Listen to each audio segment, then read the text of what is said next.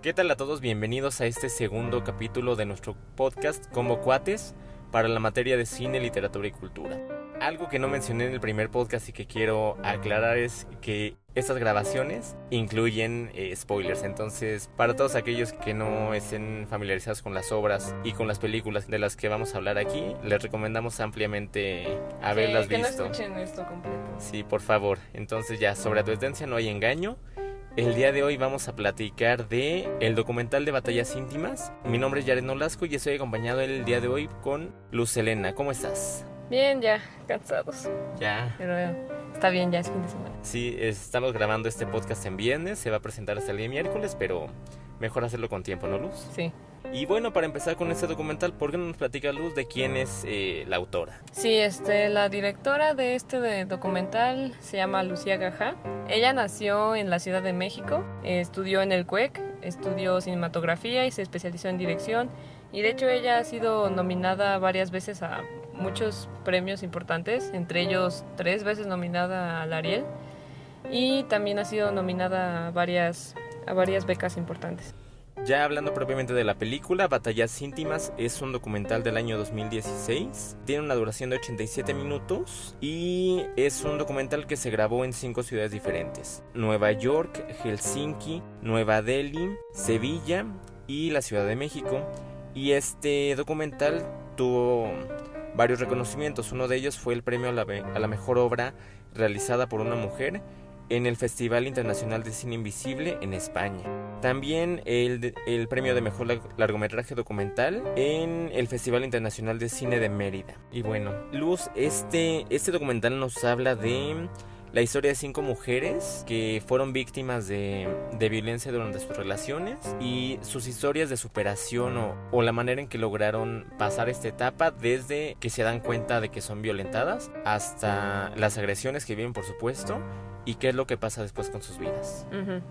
Sí, cada una de ellas relata pues sus historias de éxito, porque la verdad es que todas las historias aquí son de éxito, por suerte. Y bueno, pues esa es la base. El documental empieza sobre todo mostrando escenas de las diferentes bodas, de las diferentes ceremonias en cada uno de los países que mencionaste. Obviamente solamente se muestra a las mujeres que platican. De hecho, algo que me llamó mucho la atención es que la primera toma después de ya mostrar las escenas de boda y demás, uh-huh, es a la mujer que está en el juzgado y se nota propiamente a la mujer, y de la pareja o de la expareja, mejor dicho, nada más se nota la sombra. Sí.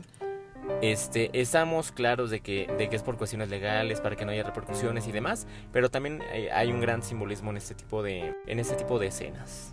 Sí, porque es la que da paso, o sea, al final es la que da paso a todas las demás historias. Pero bueno, con esto podemos ver también un poco de conexión con el libro que estuvimos leyendo, con Casas Vacías. Dentro del mismo contexto, en cuanto al lugar, es la Ciudad de México. En este caso es el Oriente, pero podemos relacionar la Ciudad de México como un lugar general. Nos habla también de mujeres que han sido maltratadas durante sus relaciones. En Casas Vacías veíamos el caso de mujeres que eran menospreciadas y que más bien ellas eran las que tenían la intención de formar la familia o la intención de salirse de lugares en los que no estaban cómodas y terminaban en una relación en la que no querían estar. Y en este caso vemos el caso de mujeres que han sido hechas menos por sus parejas, que han sido agredidas psicológica y físicamente. Y eso es lo que podemos encontrar de conexión con estas dos obras, además de que, como en Casas Vacías, nos da un panorama internacional de la violencia contra la mujer, en este caso en 5 países, 5 contextos totalmente diferentes, porque podemos ver casos de países de primer mundo y países de tercer mundo, y la cosa es de que en todos lados es igual. Sí, por ejemplo, el contraste entre la de Finlandia y, por ejemplo, la mujer de la India, que de hecho justamente la mujer de Finlandia menciona que como que el mundo los ve como muy progresistas, de que la igualdad de género, pero la realidad es otra.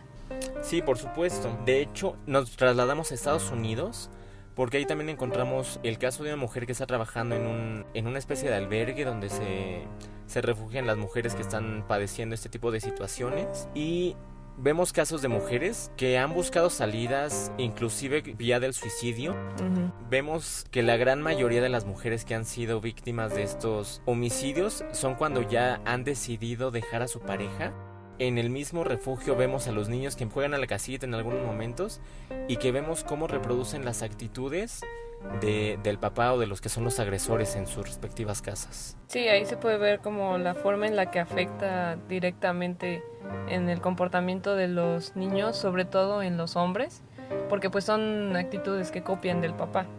Sí, de hecho, son las mismas mujeres las que reconocen, estas 5 mujeres, que muchas veces no se quisieron salir de sus casas porque seguían sus hijos y porque no le querían hacer más daño a sus hijos y porque más bien iban a esperar a que ellos ya fueran independientes para después ellas ya poder liberarse de esta situación en la que vivían. Sí, y aunado a eso está justamente que en una parte platican cada una de ellas como la relación que tienen con sus hijos varones, como actualmente. Por ejemplo, la de la India, que ella dice, no, pues es que mi hijo menor sigue viviendo con su papá y cuando me ve, bueno, su papá habla muy mal de mí con él, le dice que yo hago cosas indebidas, cosas que no debería hacer, y el hijo pues de ahí le agarró odio a la mamá, que la verdad es un odio pues que no está bien fundamentado, porque obviamente es a partir de las cosas que le dice el papá, pero eso hace que el hijo menor la empiece a tratar mal y la insulta. Claro, es un odio totalmente irracional que como dice, no está bien fundamentado. Y una frase que menciona este documental es que es algo a lo que se ha llegado como sociedad, y algo que menciona es que no puede haber este tipo de actitudes si no son consensuadas. Uh-huh. Entonces también nos da a entender el papel que tiene la mujer como víctima de no poner un alto. Sí, de hecho también una de ellas menciona, la de Nueva York, menciona cómo quiere ella educar a su hijo de tal forma que él respete a las mujeres, bueno, a la gente en general, pero pues en este caso a las mujeres, que él no sea como era su papá, y a su hija la educa justamente para que nunca permita que le hagan esas cosas. Por supuesto. Y ya pasando a lo propiamente técnico del documental, encontramos varios tipos de dentro de la clasificación exactamente que nosotros encontramos de los recursos. Encontramos que es un documental en partes poético, en partes expositivo, en partes participativo también, con este tipo de tomas que mencionábamos durante la clase, por ejemplo cuando están nadando, cuando están caminando. Sí, bueno, también con los apoyos, por ejemplo la música que suena de fondo, los testimonios de cada una de las mujeres, porque como decíamos, no es en sí una entrevista profesional, sino más bien es el testimonio de cada una de las mujeres platicando lo que dicen. Sí, por supuesto. Después encontramos el caso de este hombre español que nos empieza a explicar más o menos de qué es la situación de la violencia en las relaciones. Sí, eso que justamente todos nos quedamos como de por qué rayos sale un hombre cuando todo el documental han estado hablando mujeres, o sea, es como la voz de la mujer y de repente aparece un hombre que sí se ve como si fuera una entrevista más profesional, obviamente porque él no tiene un testimonio. Sí, y creo que los dos sentimos en ese momento que rompe un poco ese equilibrio que estaba teniendo de que iba todo por el mismo camino hasta que llega esta entrevista con el hombre. Siento que no que estuvo de más ni nada por el estilo, pero que rompe este camino que llevaba. Sí, porque aparte son como cosas más técnicas del caso. O sea, sí. no da el punto de vista. Sí, obviamente él no es una víctima de esto.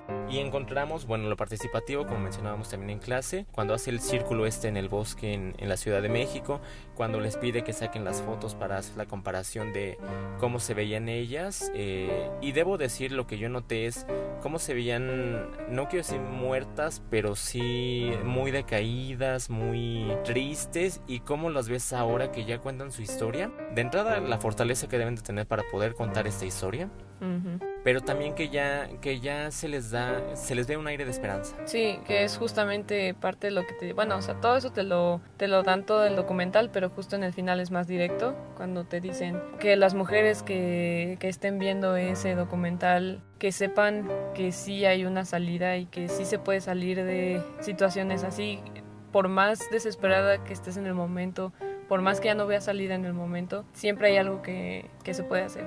Por supuesto. Personalmente es un documental que me pegó mucho. En mi caso personal, y esto ya ha pasado muchos años, mi madre estuvo en una relación con violencia y es un documental que sí me pegó emocionalmente, pero también al final sí te deja ese aire de esperanza, que es lo más importante.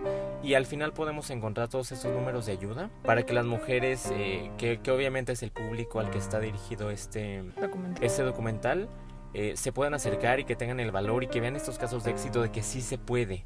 Porque estamos ya cansados de ver estos casos de las mujeres asesinadas por la pareja o que tuvieron accidentes y no, esto no es normal. Sí, bueno, personalmente, afortunadamente yo no he vivido algo así de cerca, pero pues sí es algo que ves todos los días, son noticias y noticias de casos así y eso de los pocos que se visualizan, porque la verdad, la realidad es que hay muchísimos casos así y es algo que te despierta mucho como ese sentimiento de querer justicia, como de querer que de verdad esto ya se detenga, querer que se eduque bien a los niños y a las niñas, sobre todo a los niños, por este lado cultural de que el hombre es el dominante, el hombre hace lo que quiere y manda a la mujer, viéndolo más radicalmente, obviamente. Entonces, a mí me hizo sentir como mucho apego, sobre todo a las mujeres que estaban platicando, y sobre todo a la de México, porque lograron encontrar un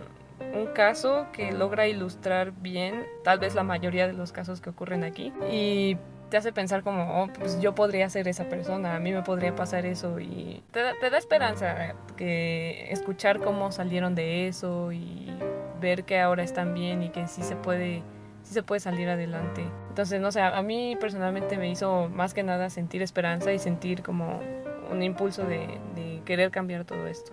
Finalmente el documental cumple su cometido, como decías tú, sí nos da este aire de esperanza, que nos enseña que hay casos extremos como el caso de la mujer española que explotó su departamento y que no tenemos que llegar nunca a eso, que nosotros tenemos que decir basta y que se debe respetar a las personas por el simple hecho de ser personas y no un género vale más que otro.